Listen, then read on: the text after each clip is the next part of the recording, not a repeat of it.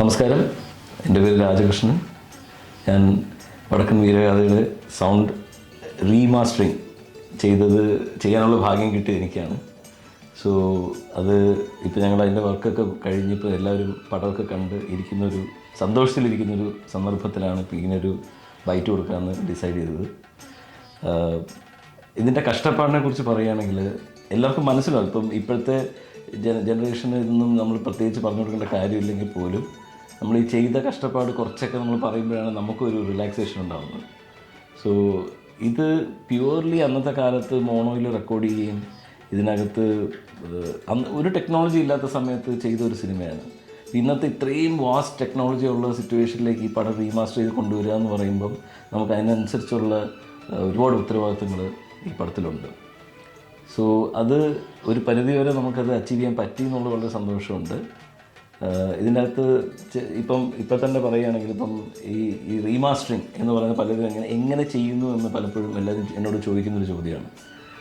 അത് ശരിക്കും പറഞ്ഞാൽ നമ്മൾ ഇതെല്ലാം മിക്സ് ചെയ്ത് മോണോയിൽ ഒരൊറ്റ സ്പീക്കറിൽ കേൾക്കുന്ന അവസ്ഥയിൽ ആണ് അന്നത്തെ കാലത്ത് ചെയ്തു വെച്ചിരിക്കുന്നത്. ഇന്നത്തെ അവസ്ഥ എനിക്കറിയാം, ഡോൾബി അറ്റ്മോസ് ഉണ്ട്, 7.1 ഉണ്ട്, 5.1 ഉണ്ട്, പല ഫോമാറ്റ്സ് ഉണ്ട്.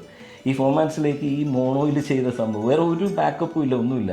ഇന്നത്തെ കാലത്ത് ആർക്കൈവ്സൊക്കെ ഉണ്ട്, പക്ഷേ അന്നത്തെ കാലത്ത് ഒരു ബാക്കപ്പും ഇല്ലാത്തൊരവസ്ഥയിൽ നിന്ന് വെറും ഒരു മോണോ ട്രാക്ക്, അതായത് പ്രിൻ്റിൽ നിന്ന് ഗ്രാബ് ചെയ്തിരുന്ന മോണോ ട്രാക്ക്. ആ മോണോ ട്രാക്കിൻ്റെ അകത്ത് കുറേ പൊട്ടലും ചീറ്റലും കുറേ ബഹളവും നിങ്ങൾ ടി വിയിൽ കാണുന്ന സമയത്തൊക്കെ നിങ്ങൾക്ക് ശ്രദ്ധിച്ചാൽ മനസ്സിലാവും. ഭയങ്കര ഡിസ്റ്റോർട്ടഡാണ് സൗണ്ട്, ഭയങ്കര ഡിസ്റ്റോർട്ടഡ് ആയിട്ടിരിക്കുന്ന ഒരു ശബ്ദത്തിന് നമ്മൾ വീണ്ടും റീമാസ്റ്റർ ചെയ്ത് ഇത്രയും ചെയ്യുമ്പോൾ ഇതിനകത്ത് ഒരുപാട് ബാക്കപ്പ് ജോലികളുണ്ട്. അതായത് ഒരു മ്യൂസിക് ഡയറക്ടർ ഇപ്പം ബെന്നി ചേട്ടനാണ് ഇതിൻ്റെ അകത്ത് ബാക്ക്ഗ്രൗണ്ട് സ്കോർ റീക്രിയേറ്റ് ചെയ്തിരിക്കുന്നത്. എൻറ്റയർ പടത്തിൻ്റെ ബാക്ക്ഗ്രൗണ്ട് സ്കോർ റീക്രിയേറ്റ് ചെയ്തിട്ടുണ്ട്. റീക്രിയേറ്റ് ചെയ്യുക എന്ന് പറയുമ്പോൾ നിങ്ങൾ വിചാരിക്കും പുതുതായിട്ട് വായിച്ചു വെച്ചിരിക്കുന്നത്. അങ്ങനല്ല.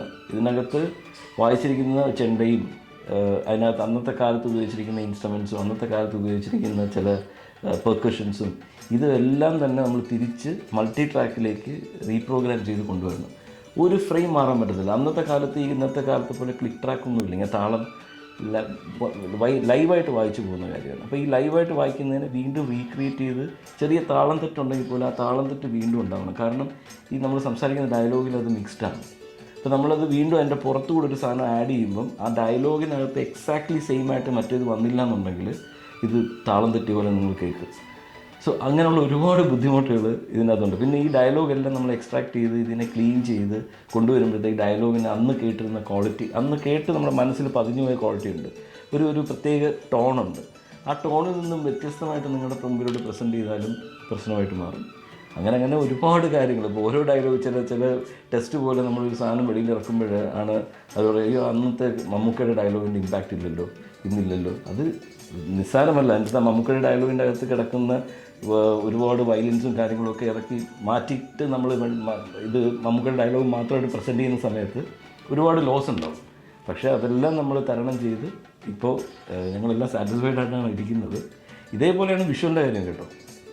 ഇത് റിസ്റ്റോർ ചെയ്തെടുക്കുക എന്ന് പറയുന്നത് വെറും ഒരു പ്രിൻ്റാണുള്ളത്. ആ പ്രിൻ്റിൽ നിന്ന് ഇത് ഓരോ ഫ്രെയിമായിട്ട് സ്കാൻ ചെയ്ത് ആ സ്കാൻ ചെയ്ത ഫ്രെയിമിനെ പ്രോപ്പറായിട്ട് കളർ കറക്റ്റ് ചെയ്ത് ഇതിന് ഒരു യൂണിഫോമിറ്റി കൊണ്ടുവന്ന് അത് ചെയ്യുക എന്ന് പറയുന്നത് നമ്മൾ അത് ചെയ്ത് കഴിഞ്ഞിട്ട് നമ്മൾ കാണുമ്പോൾ കൊള്ളാം എന്ന് പറയുമ്പോൾ കിട്ടുന്ന ഒരു സന്തോഷത്തിന് വേണ്ടിയിട്ടാണ് ഇതെല്ലാം ചെയ്യുന്നത് കേട്ടോ. ഇത് റീമാസ്റ്റർ ചെയ്ത് കൊണ്ടുവരുമ്പോൾ നമ്മുടെ ഒരു നൊസ്റ്റാൾജിയ, ഞാൻ കൊച്ചിലെ ഇത് കണ്ട് വാവൊളിച്ചിരുന്നിട്ടുള്ള ഒരു അവസ്ഥയിൽ നിന്നും വീണ്ടും അതേ അവസ്ഥയിലേക്ക് നമ്മൾ ഇപ്പോഴത്തെ ജനറേഷന് എത്തിക്കാൻ പറ്റിയാൽ അതിൽ കൂടുതൽ വേറെ സന്തോഷമൊന്നുമില്ല.